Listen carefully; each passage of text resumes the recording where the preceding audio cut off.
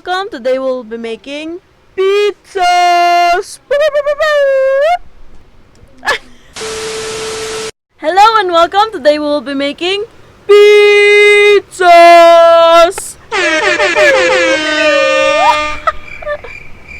And today we'll be making two variations of pizzas, one circle and one plain, and two flavors, one Hawaiian and one overload. So here are the ingredients that you will need.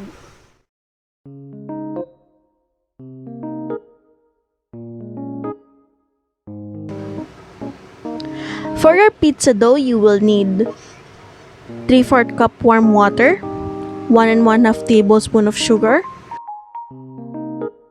1 tablespoon yeast,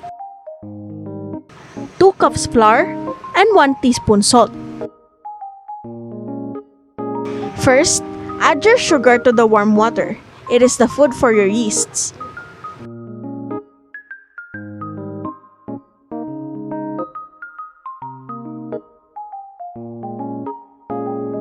Then, add your yeast and mix it a little bit.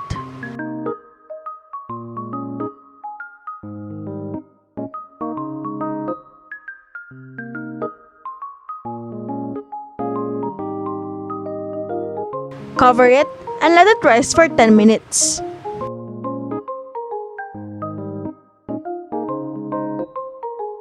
In your mixing bowl, pour in your flour and salt.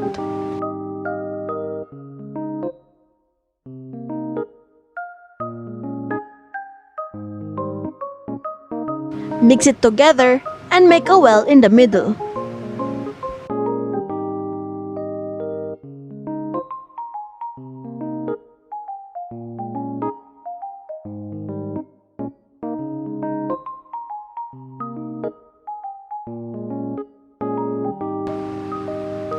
When your yeast is ready, pour it in your mixing bowl.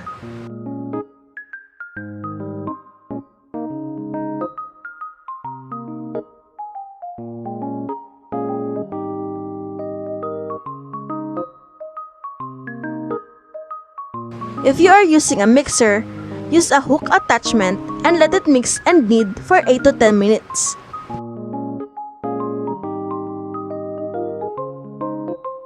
If you are doing this by hand, mix it until it's all incorporated and forms a dough.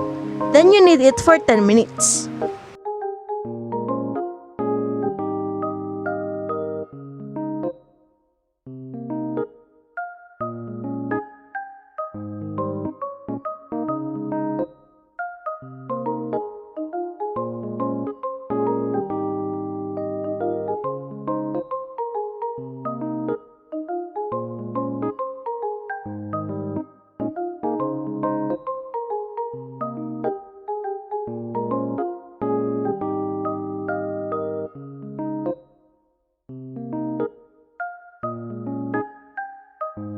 Cover it and let your dough rest for 45 minutes to 1 hour.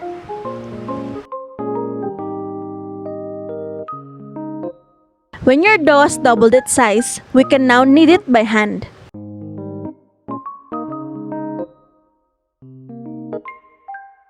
Don't forget to flour your workplace so your dough won't stick to your table.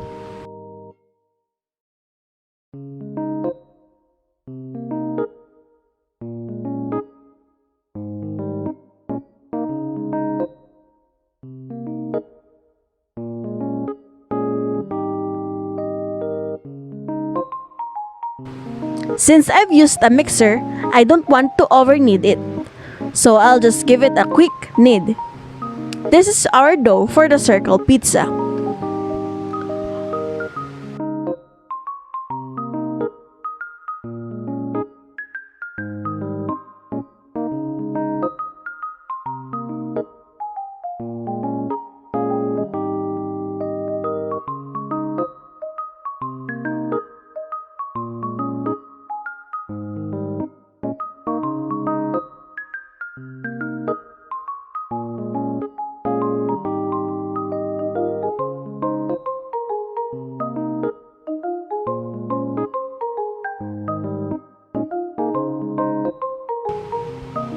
Grease your pan.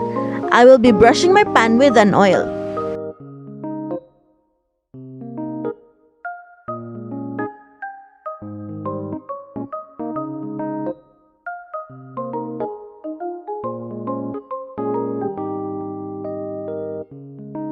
I will make a nice crust in the edge of my pizza.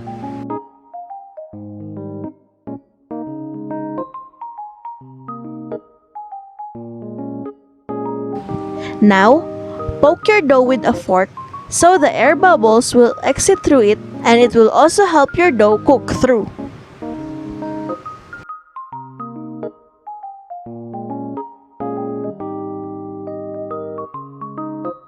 For your pizza toppings, since we will be doing Hawaiian and overload pizza, we will need 2 green bell peppers, 1 big white onion, 1 can of button mushrooms, 1/2 kilo of ground pork, half cooked, 1 packet of ham, half cooked, 2 packets of pineapple tidbits, and tomato sauce. Put in your tomato sauce.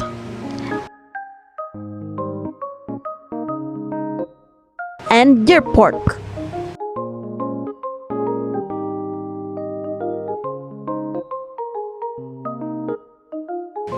Then your ham, followed by your pineapples. Now for the fun part. I really like cheese, so we are going to grate plenty of it on top of our pizza.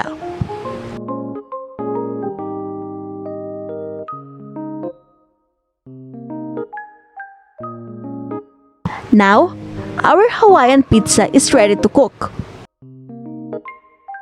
Cook it for 40 minutes in a 180 degrees temperature.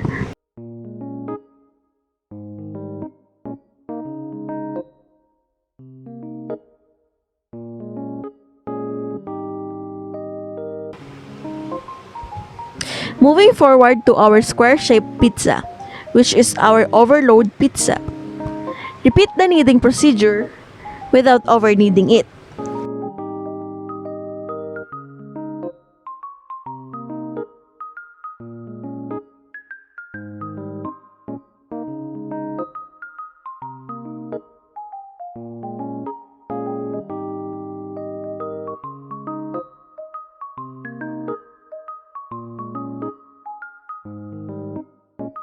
Grease your pan and poke your dough with a fork. Put in your tomato sauce,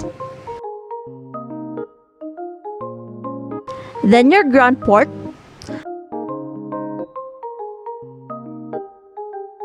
followed by your onion and green bell pepper. Add in your mushroom and ham. Lastly, grate in your cheese.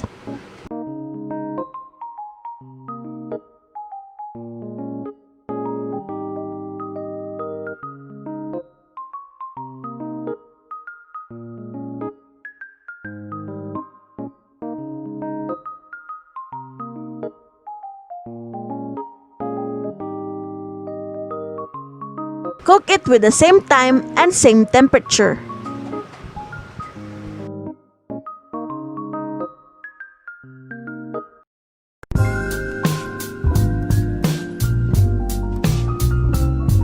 I made these pizzas on a cold Sunday morning, and it was our breakfast. It was perfect since our comfort drink is coffee and our comfort food is pizza. We enjoyed it, and I hope you'll enjoy it too. Thanks for watching!